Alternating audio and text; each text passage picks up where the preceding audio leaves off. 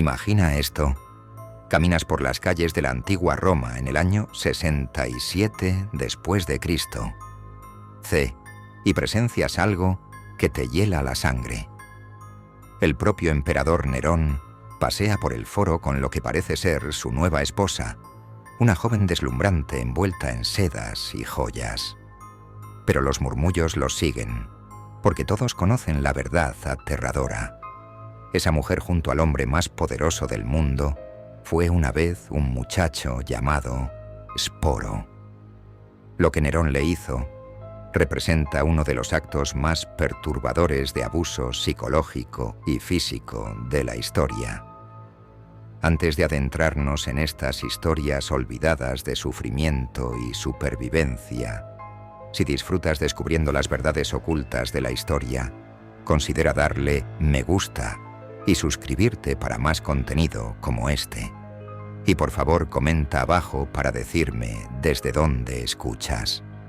Me parece increíble que estemos explorando juntos estos relatos antiguos desde diferentes partes del mundo, conectados a través del tiempo y el espacio por nuestra curiosidad compartida por el pasado. Lo que vas a escuchar no es solo otro relato de excesos romanos, es la historia de cómo el poder absoluto puede transformar el amor en obsesión, el duelo en locura, y a un ser humano en una muñeca viviente creada para servir a la fantasía retorcida de un solo hombre. El nombre Sporo quizá no te resulte familiar, pero su historia te perseguirá mucho después de terminar de escuchar. Comencemos con el hombre que se convertiría en el arquitecto de esta tragedia. Nerón no nació malvado. De hecho, su reinado temprano mostró un notable potencial. Cuando ascendió al trono con solo 16 años, muchos romanos creyeron que estaban presenciando el amanecer de una edad dorada. Redujo impuestos, financió espectáculos públicos e incluso actuó en producciones teatrales que deleitaban al pueblo. Pero el poder absoluto tiene una forma de corromper incluso a las almas más prometedoras. Y para el 65 d.C., algo se había quebrado de manera fundamental en la mente del emperador. Tal vez fuera la paranoia constante de saber que todos a su alrededor deseaban su posición. O quizá la soledad de ser la única persona en un imperio de 60 millones a la que nadie podía contradecir. O tal vez fue lo que le ocurrió a la única persona que afirmaba amar más que a su propia vida. Su nombre era Popea Sabina, y era todo lo que Nerón pensaba que quería en una mujer. Hermosa más allá de toda descripción, lo bastante inteligente para igualar su grandiosa visión de sí mismo y lo suficientemente ambiciosa para compartir sus sueños de gloria eterna. Pero Popea no era solo un rostro bonito en la corte imperial. Poseía un instinto político agudo que la convertía en una aliada formidable o en una enemiga peligrosa. Cuando Nerón vio por primera vez a Popea, ya estaba casado con Octavia, la hija del emperador anterior. Ese matrimonio político era frío y sin amor. Popea representaba todo lo que Octavia no era. Donde Octavia era callada y reservada, Popea era vivaz y dominante. Donde Octavia evitaba la atención, Popea disfrutaba siendo el centro de todas las miradas. El romance entre Nerón y Popea comenzó como un escándalo típico romano, pero pronto evolucionó en algo mucho más peligroso, una obsesión genuina. Nerón no solo estaba atraído por la belleza de Popea, estaba consumido por ella de una manera que aterrorizaba incluso a sus consejeros más cercanos. Los historiadores antiguos, ¿no?, describen su conducta como cada vez más errática y posesiva. Se enfurecía si otros hombres la miraban demasiado tiempo en actos públicos.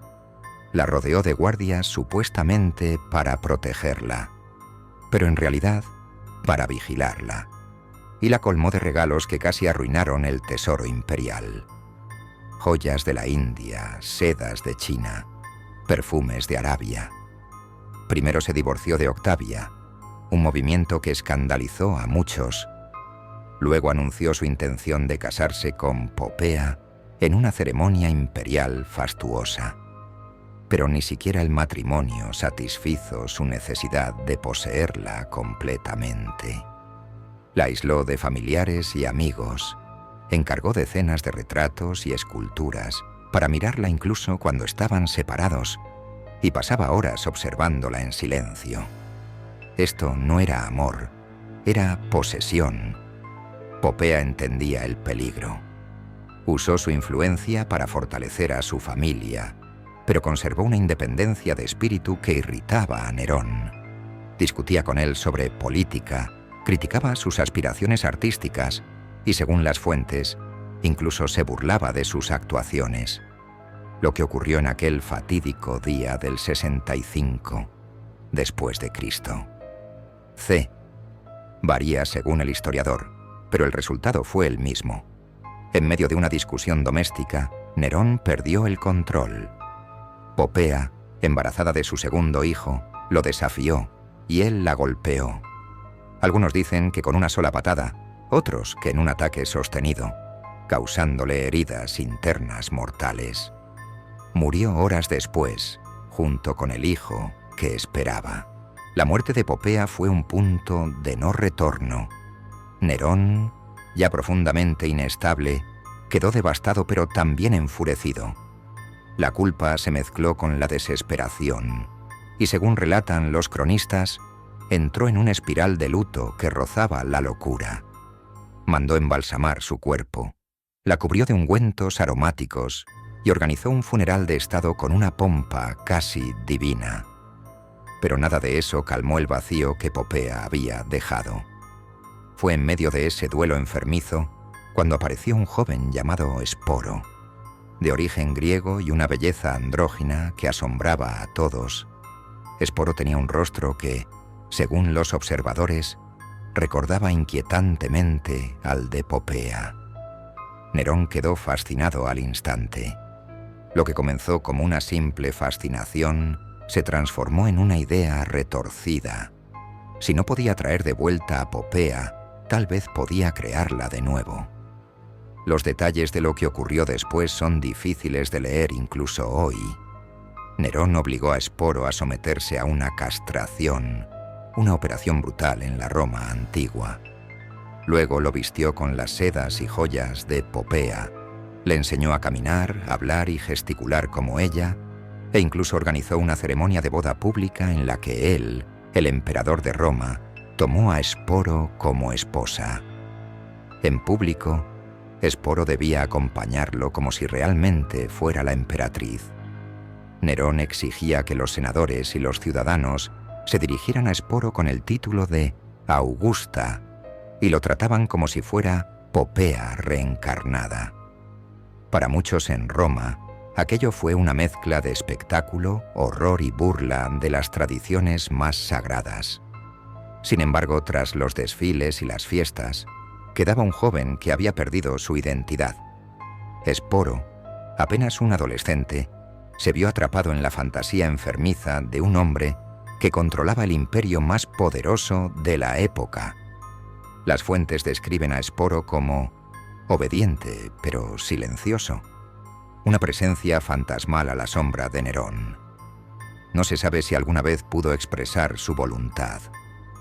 Lo más probable es que el miedo y la supervivencia lo obligaran a actuar el papel que se le impuso.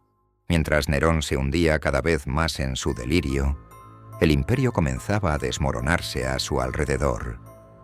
Su gobierno se había vuelto una mezcla de excesos artísticos, represión brutal y gastos descontrolados. Organizó juegos y espectáculos fastuosos, cantó en escenarios de todo el imperio y obligó a la élite romana a escucharlo durante horas. El pueblo, al principio fascinado por su extravagancia, empezó a resentirse.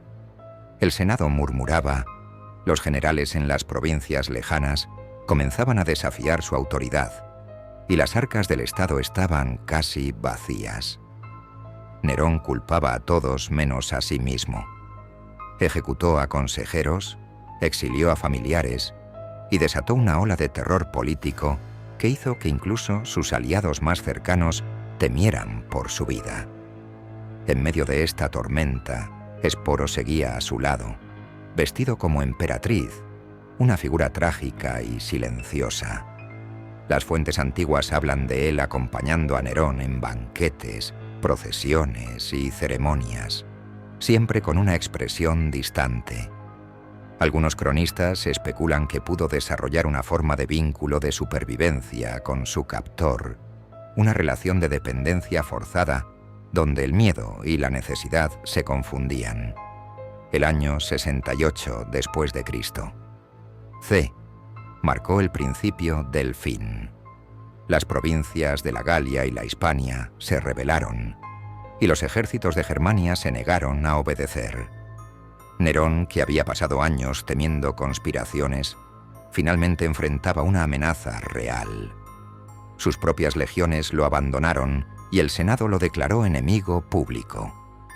Al darse cuenta de que el poder absoluto que había ejercido estaba desapareciendo, Nerón entró en pánico. Vagó por el palacio buscando apoyo, pero hasta sus guardias lo dejaron solo. Según algunos relatos, Esporo permaneció cerca, quizás por obligación, quizás por no tener a dónde ir. La noche del 9 de junio del 68 después de Cristo. C. Nerón se quitó la vida, dejando atrás un imperio convulso y un joven cuya vida había sido moldeada por su obsesión. Tras la muerte de Nerón, el imperio entró en caos. En los meses siguientes, conocidos como el Año de los 4 Emperadores, Roma se convirtió en un campo de batalla político. Esporo, liberado en teoría de su captor, no encontró realmente la libertad. Algunos generales y pretendientes al trono lo reclamaron, fascinados por la notoriedad de su relación con Nerón. Vespasiano, el futuro emperador, lo exhibió en celebraciones públicas. Otros lo usaron como curiosidad viva, un recordatorio de la decadencia del régimen anterior. Esporo siguió obligado a presentarse como Augusta, vestido con las sedas y las joyas que recordaban a Popea. Su identidad real parecía desvanecerse cada vez más. Con el tiempo, las fuentes sobre su vida se vuelven escasas. Los últimos registros lo muestran todavía en Roma, rodeado de quienes lo miraban más como símbolo que como persona. Algunos textos insinúan que pudo haber mantenido una cierta influencia en los círculos imperiales, otros simplemente guardan silencio. Lo cierto es que su historia termina envuelta en la misma penumbra con la que fue forzado a vivir. La tragedia de Esporo no es solo un episodio de excesos romanos. Es una advertencia eterna sobre lo que ocurre cuando el poder absoluto se combina con la obsesión personal. Nos recuerda que detrás de cada anécdota sensacional de la historia hay vidas reales, con miedos y sueños, que a menudo se convierten en víctimas de quienes dominan los imperios. Quizás su nombre no figure en los grandes anales de Roma, pero la memoria de Esporo perdura como testimonio de cómo la humanidad puede ser doblegada, y también de la resiliencia silenciosa de quienes sobreviven incluso a la sombra de los hombres más poderosos del mundo,